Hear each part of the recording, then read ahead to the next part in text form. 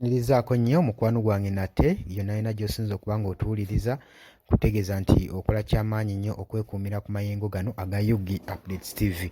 Kaakati nno munnange, abakulembeze ababaka ba Parliament ba MPs okuva mu bitundu eby'enjawulo bavuddeyo ne basonga olunwe mu Speaker Anita Among ssaako ne Deputy we Thomas Tayebwa okuba nti be bali emabega w'okuba nga bapressurizinga lumu okuba nga etteeka lino liyisiddwawo okuteekebwa ku mmeeza ya Parliament libeere nga lidiscussingibwamu.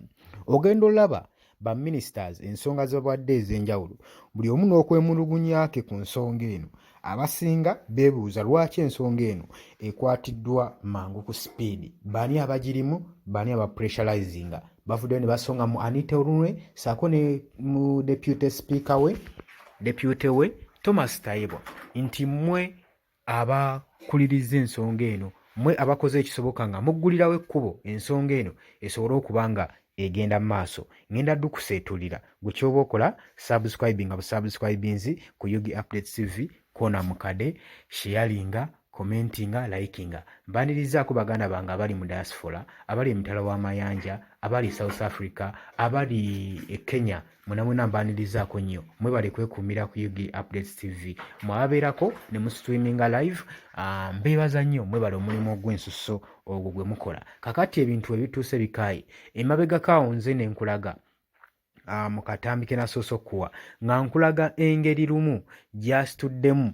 n'amaanyi ne Minister of Finance gye yamuwadde go ahead okulaba nga agenda mu maaso n'okuyisa eno amendment bill gye yakoze okulaba nga leader of opposition mu Parliament ensonga eno ekyusibwamu ekwatibwamu. Kakati Parliament n'emuwa go ahead ssaako ne Minister wa Finance n'emuwa go ahead. Kitegeeza bali so determined n'ensonga eno okulaba nga baagala ogipushinga paka ku nkomerero. Golowooza ekigendererwa kyabwe ki? Golowooza nsonga ki eri mu kintu kino? Lwaki baba balemeddeko? Lwaki baba bapressurizinze nnyo? Lwaki baba ensonga bagitaddeko amaanyi mangi nnyo okulaba nga ne mu finance etuuse n'erumayo ne baba nga basobola okuba nga bagi approvinga okulaba nga egenda mu maaso. Kakati ensonga eziri concerned okufunga tufollowinga administration of Parliament amendment bill eya 2024 eyayisibwa ne Mityana South Registrar Mr. David Lumu. Bill eno yali egamba nti no leader of opposition mu Parliament alina okuba nga aselectingibwa ne opposition parties nga wekyapozingibwa, asobola okuba nga nominatingibwa ne parties ne biggest number eyaba MPs, si kibiina eky'opposition egisingamu ba members mu Parliament kye kiba kiselectinga leader of opposition nga bwe kibadde Lumu nga watu agamba nti nno leader of opposition alina okuba nga aselectingibwa ba member of Parliament ne mu parties ez'opposition ez'enjawulo. Mr. Lumu era wenjogerera bamuwadde go ahead okuntroducinga bill eno mu Parliament. Jjukira ensonga eno yagiyisa okuva ng'ennaku z'omwezi 31 August 2024 we twali mu regional sitting eggulu mu October w'omwaka guno, nga Lumu biiru eno neesobola okuba ng'eterekebwa ku ttebo ng'ewulirwamu omulundi ogusooka. Yafuna first hearing mu October w'omwaka guno nga Lumu 2024. Newankubadde ebyagenda mu maaso mu lutuulo okwolwo tebyagenda bulungi. Okusinziira ku ba registrars abaali basiikinga, abaali banoonya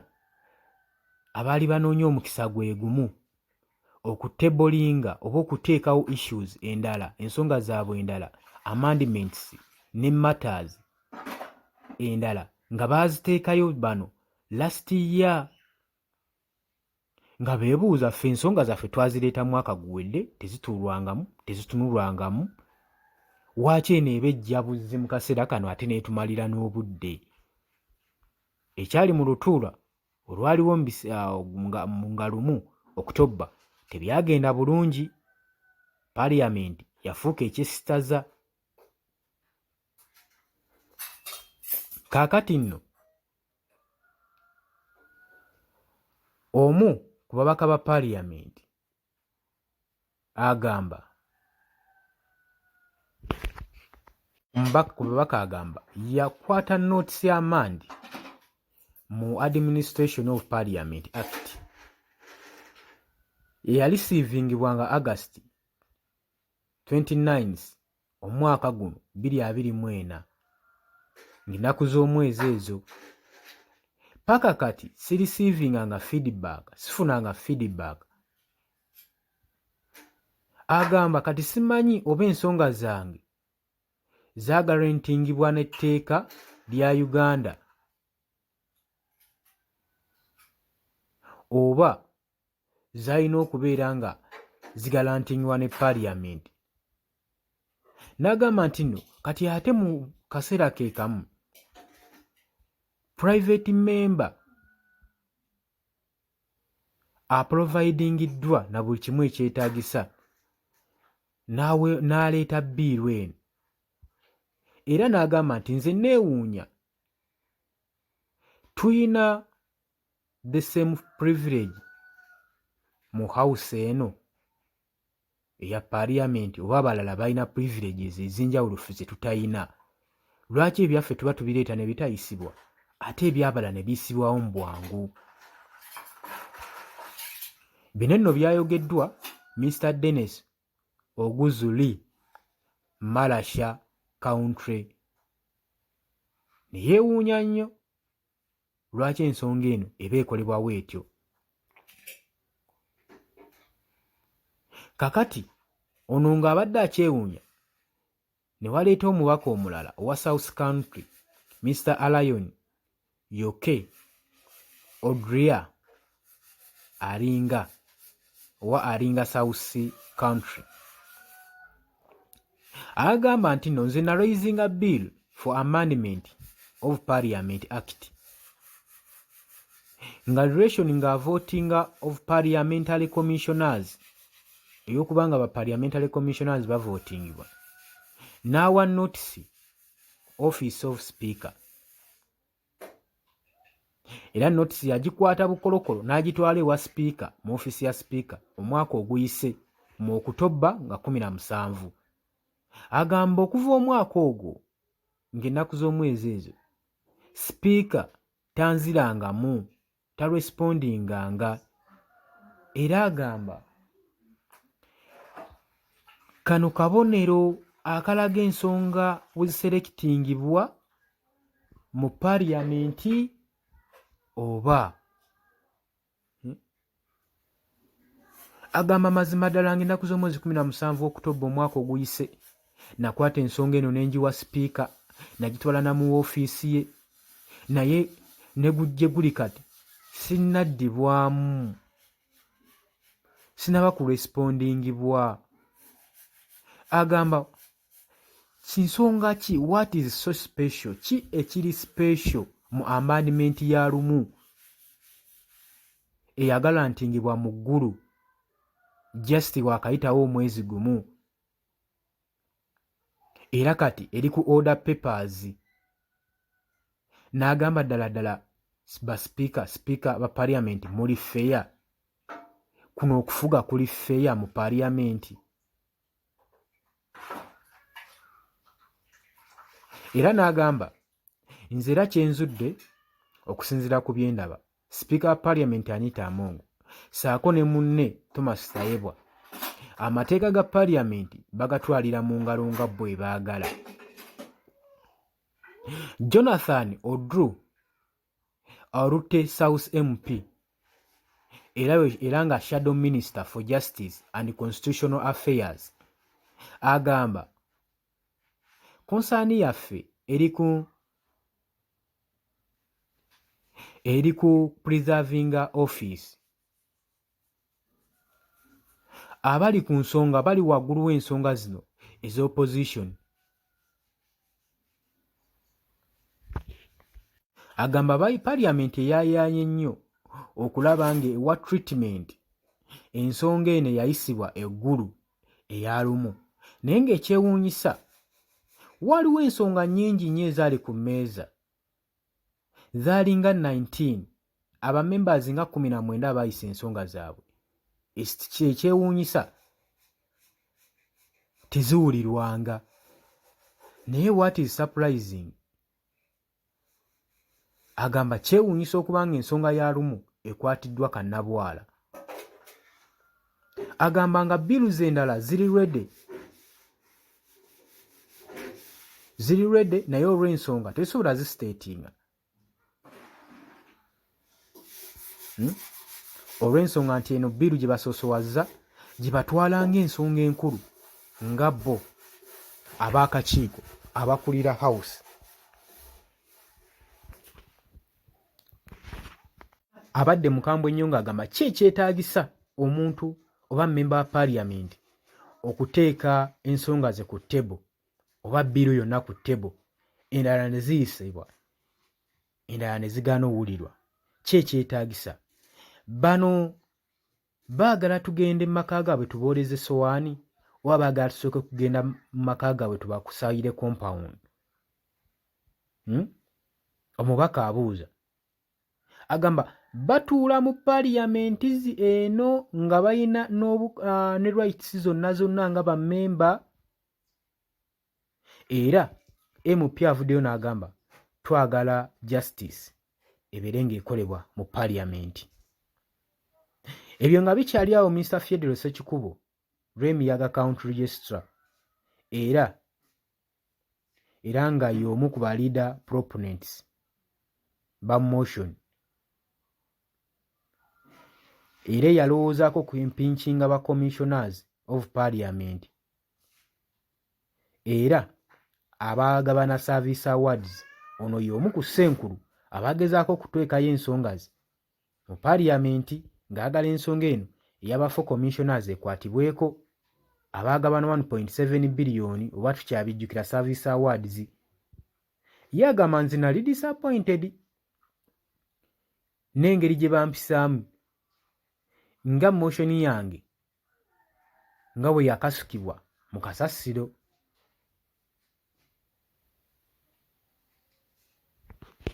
Twayagala okukwata ku nsonga naye ng'ensonga tevaayo. Twagenda maaso n'amateeka gonna era ne tuproviding ekkubo, era nabo ne baterawo ekkubo, era support yonna gye twafuna mu bantu ne tuyita mu makubo gonna tebasobola tuwa mwagaanya, naye memba y'omu yakaleeta ensonga yo mwezi gumu bagiwadde privilege.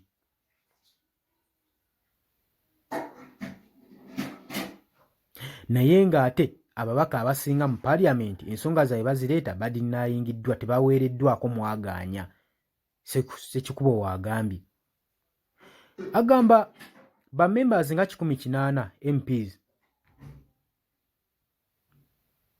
basupportinga debiti ya Martin eya corruption. Kaakati nno ebyo nga bigendawo ebityo, Thomas Tayebwa avuddeyo ne yeewozaako n'agamba nti ensonga y'oguzu ejja konsidaringibwako olulala, naye twade tetukakasa house safety biru ya lumu bweri, engeri gye yali egenda okuba nga eproceedingibwa n'okugazeetingibwa, ensonga waaki twagitadde ku mwanjo esoosowazibwe. Naye ababaka ne bavaayo ne bacwacwana ne bagamba twagala biru zizaffe ffenna ng'ababaka zibateeka ku ttebo ziveeyo zitunulwemu mu bwangu nga bwe kyetaagisa. Omubaka Watu yavuddeyo n'obukambwe. Nyongera mu maaso n'okuba nga mbabuuzaako, yonna alina gy'osinza okuba nga otuwuliriza, tuwerabira ku subscribinga gwe mukwano gwange ali eyo. naye ng'okusinziira ku lumu agamba man of section selected ne leader of opposition nga we yaprovidingibwa mu section 8 of the act simple imposed yaposingibwa ku bamember of opposition mu parliament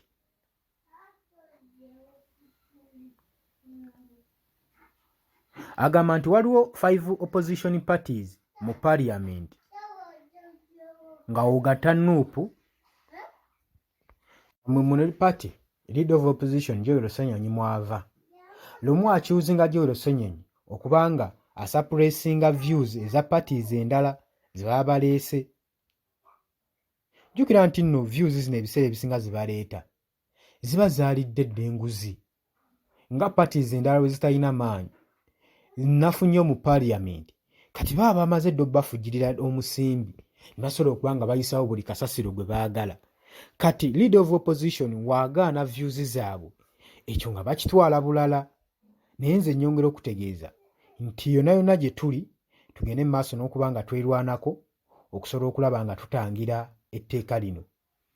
Kakati we tudda ku Kira municipality MP Ibrahim Ssemujju Ngande ensonga eno ye agamba nti etteeka ligaba paati esinga obunene okuba nga balonda leader of opposition. Agamba nti nno nze saaguluyinga na nsonga eno ey'okuggyako leader of opposition kubanga ensonga eno terina kubeera ng'eri motivational.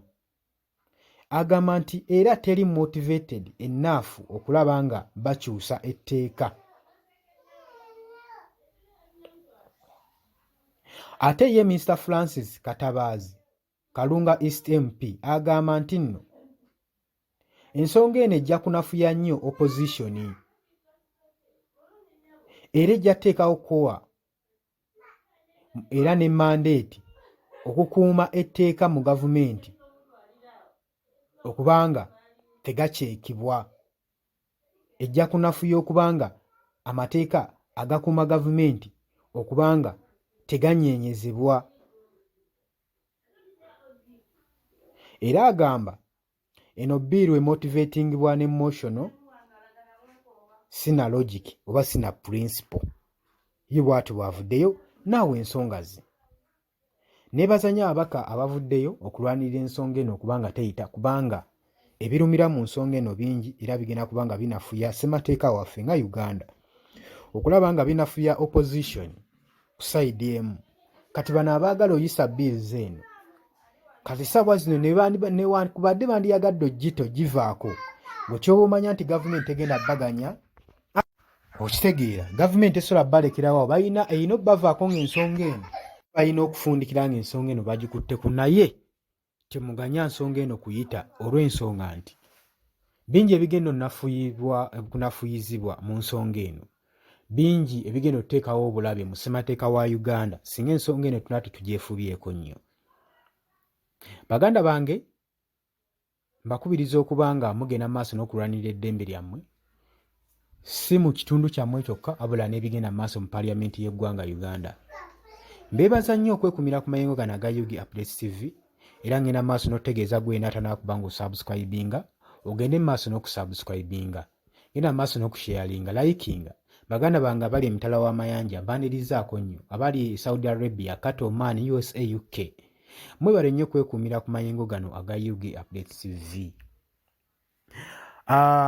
Kagundi ke mbateeredde awo omwami oyo ensonga ezo azikolako bulungi nnyo ayitibwa Omulongo Waswa. Mukubireko osobole okuba nga omunnyonnyola ku ki ekigenda mu maaso n'okutawaanya mu bulamu bwo.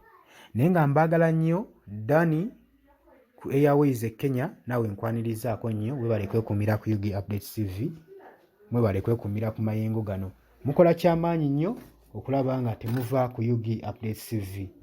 Mwebale nnyo tubaagala nnyo temuva ku UG Updates TV baganda bange mwena bonna.